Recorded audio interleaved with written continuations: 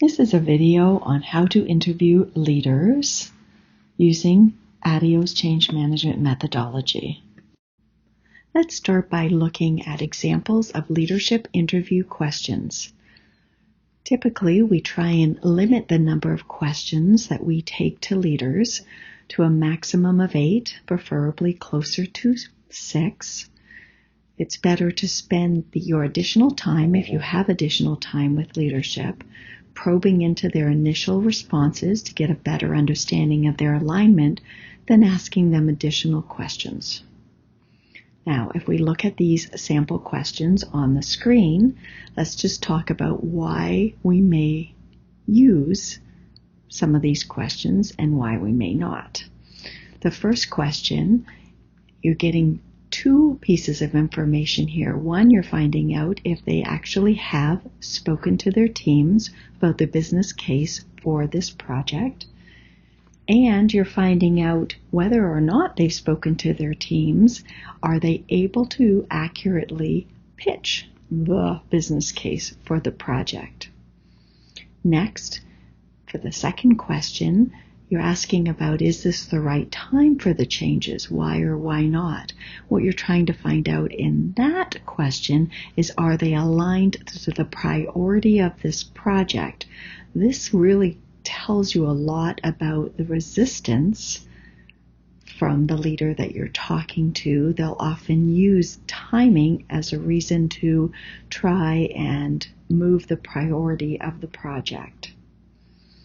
Question number 3, you're trying to get a sense of what does success look like in their eyes, because you want to know whether what they see as success is actually what the project is going to deliver on.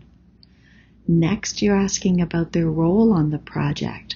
You can use this question to set the expectation of their role as a change leader, and at the same time find out what do they see their role as.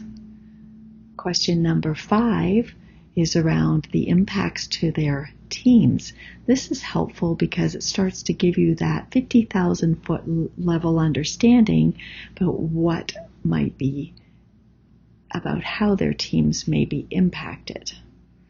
And lastly, in terms of the organizational risks, this allows you to identify if there's any other challenges that you're not aware of that you would need to address from a change management perspective. It's important to summarize the leadership interview findings so that you can have good discussions around leadership alignment with the project team, with other leaders, and often with the leaders that you actually interviewed. It's best to make the leader responses anonymous. So in this table here, you can see we've used leader 1 to 8, so you don't know who answered the question. But then you're able to create a heat map that really is looking at the risk of the leadership interview responses. So what you're doing is, if you take column 3, able to pitch the project, you are assessing the risk based on their answer. How close were they when they described the business case of the project to what the actual business case is? It doesn't matter if they've already pitched the project or not. That's just additional data on your heat map.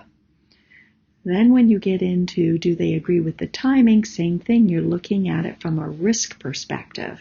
How significantly did they disagree with the timing? And same with success criteria. Is it realistic, or were they expecting something the project is never going to deliver on?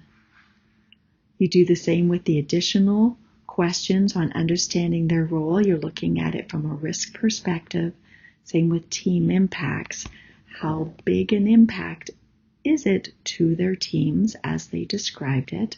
And then, did they identify any significant, medium, or small organizational risks? It's often helpful to do a key findings, which we've done over at the left-hand side, so that people can quickly digest what happened on the leadership interviews in this one-pager.